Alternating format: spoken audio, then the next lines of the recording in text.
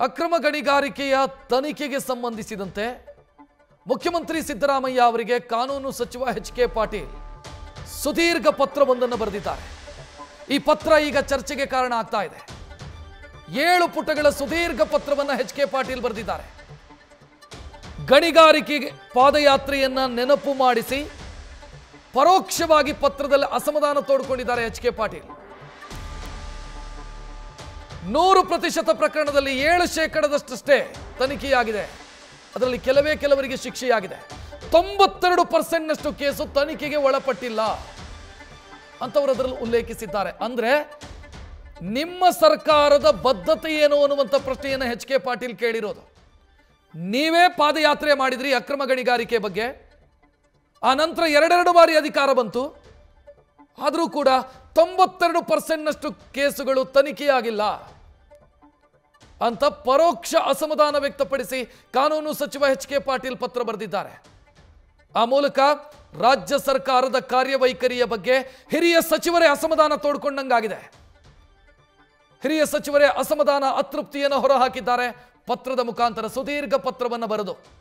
ಅದರಲ್ಲೂ ಕೂಡ ಸಿದ್ದರಾಮಯ್ಯ ಬಿಜೆಪಿ ಅಧಿಕಾರದ ಅವಧಿಯಲ್ಲಿ, ಅಂದರೆ ಬಿಜೆಪಿಯ 2008 to 2013 ಆ ಅವಧಿಯಲ್ಲಿ ಬಿಜೆಪಿಯ ಅಧಿಕಾರ ಏನಿತ್ತು ಆಗ ಮಾಡಿದಂಥ ಪಾದಯಾತ್ರೆಯನ್ನು ನೆನಪು ಮಾಡಿಕೊಟ್ಟು, ಅಕ್ರಮ ಗಣಿಗಾರಿಕೆಯ ಬಗ್ಗೆ ನೀವು ಪಾದಯಾತ್ರೆ ಬೆಂಗಳೂರಿನಿಂದ ಬಳ್ಳಾರಿಗೆ ಮಾಡಿದ್ರಿ, ಬಟ್ ತನಿಖೆ ಆಯ್ತಾ ಅಂತ ಕೇಳಿದ್ರೆ ಇಲ್ಲ, 92% ಕೇಸುಗಳು ಇನ್ನೂ ಕೂಡ ತನಿಖೆಯಾಗಿಲ್ಲ, ಬೆರಳೆಣಿಕೆಯ ಜನರಿಗೆ ಶಿಕ್ಷೆಯಾಗಿದೆ ಅಷ್ಟೇ ಅಂತ ಪತ್ರದಲ್ಲಿ ಅಸಮಾಧಾನ ತೋಡ್ಕೊಂಡಿದ್ದಾರೆ.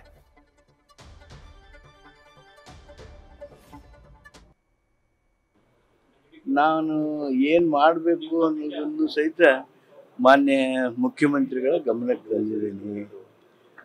ಅದರ ಮೂಲಕ ರಾಜ್ಯದ ಸೇವೆ ಆಗಬೇಕು, ನಮ್ಮ ಸರ್ಕಾರಕ್ಕೆ ಒಳ್ಳೆಯ ಹೆಸರು ಬರಬೇಕು.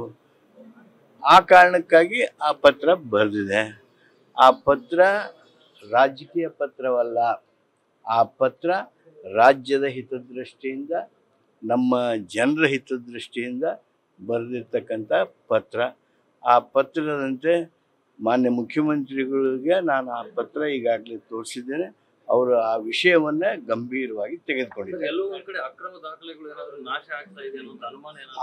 ಆಗಬಾರ್ದು ಅನ್ನುವಂಥ ಉದ್ದೇಶದಿಂದನೇ ನಾನು ಆ ಎಚ್ಚರಿಕೆ ಮಾತನ್ನು ಆಡಳಿತಕ್ಕೆ, ಇಲಾಖೆಯವರಿಗೆ ಕೊಟ್ಟಿದ್ದೇನೆ. ನಾವು 15 ವರ್ಷದಿಂದ ಪಾದಯಾತ್ರೆ ಮಾಡಿದ್ವಿ. ಅದು ಇಷ್ಟು ವರ್ಷ ಆದಮೇಲೂ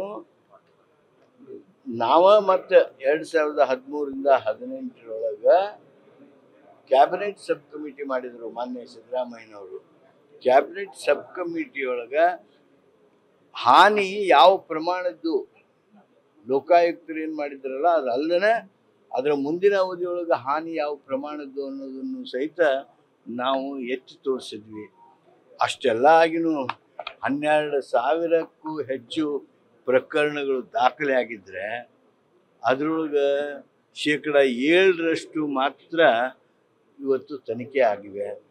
ಅದರಲ್ಲಿ 2% ಮಾತ್ರ 7%, 2% ಅಂದರೆ ಟೋಟಲ್ ಇದರೊಳಗೆ 0.2% ಮಾತ್ರ ಇವತ್ತು ತೀರ್ಪುಗಳು ಬಂದಿವೆ.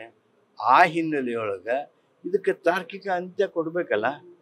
ಸರ್ಕಾರದ ಹಣ, ನಮ್ಮ ರಾಜ್ಯದ ಹಣ 1,40,000 ಕೋಟಿ ರೂಪಾಯಿ ಆಗಿದೆ. ಆದ್ದರಿಂದ ನಾವು ಗಂಭೀರವಾಗಿರ್ತಕ್ಕಂಥ ಹೆಜ್ಜೆಗಳನ್ನು ತೆಗೆದುಕೊಳ್ಬೇಕು ಅನ್ನುವ ಉದ್ದೇಶದಿಂದ ಮಾನ್ಯ ಮುಖ್ಯಮಂತ್ರಿಗಳಿಗೆ ಪತ್ರ ಬರೆದಿದೆ.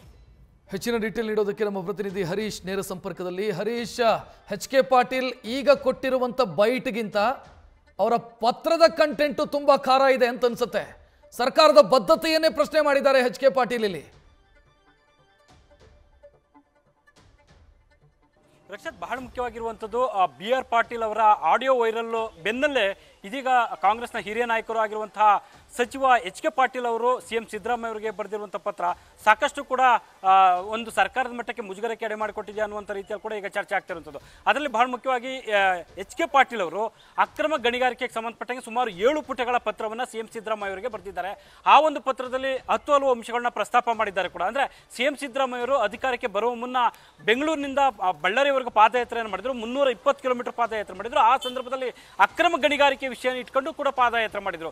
ಸೊ ಅದರ ನಂತರ ಅದರ ವಿರುದ್ಧ ಯಾವ ರೀತಿ ಹೋರಾಟ ಆಯಿತು, ಏನೆಲ್ಲ ಆಯಿತು ಅನ್ನೋ ವಿಚಾರಕ್ಕೆ ಸಂಬಂಧಪಟ್ಟಂಗೆ ವಿಸ್ತಾರವಾಗಿ ಆ ಒಂದು ಪತ್ರದಲ್ಲಿ ಉಲ್ಲೇಖವನ್ನು ಮಾಡಿದ್ದಾರೆ. ಅಂದರೆ ಅಕ್ರಮ ಗಣಿಗಾರಿಕೆ ನಡೆಸಿದಂಥ ತಪ್ಪಿತಸ್ಥರು ಯಾರಿದ್ದಾರೆ ಅವರಿಗೆ ಶಿಕ್ಷೆ ಕೊಡಿಸುವಂಥ ನಿಟ್ಟಿನಲ್ಲಿ ಕೂಡ ಒಂದಷ್ಟು ತನಿಖಾ ತಂಡಗಳು ಕ್ರಮಗಳನ್ನ ಕೈಗೊಂಡಿದ್ವು. ಒಂದಷ್ಟು ಜನ ಶಿಕ್ಷೆಯನ್ನು ಅನುಭವಿಸಿದ್ರು. ಆದರೆ ಉಳಿದಂತೆ ತುಂಬ ಜನ ಆ ಒಂದು ವಿಚಾರಕ್ಕೆ ಸಂಬಂಧಪಟ್ಟ ಯಾರು ಕೂಡ ಶಿಕ್ಷೆಯನ್ನು ಇದುವರೆಗೂ ಅನುಭವಿಸಿಲ್ಲ, ಅವರಿಗೆ ಶಿಕ್ಷೆ ಆಗಿಲ್ಲ ಅನ್ನುವಂಥ ನಿಟ್ಟಿನಲ್ಲಿ ತೀವ್ರ ಅಸಮಾಧಾನವನ್ನು ವ್ಯಕ್ತಪಡಿಸಿ ಎಚ್ ಕೆ ಪಾಟೀಲ್ ಅವರು ಪತ್ರವನ್ನು ಬರೆದಿರುವಂಥದ್ದು. ಅಂದರೆ 1,50,000 ಕೋಟಿ ನಷ್ಟವಾಗಿದೆ.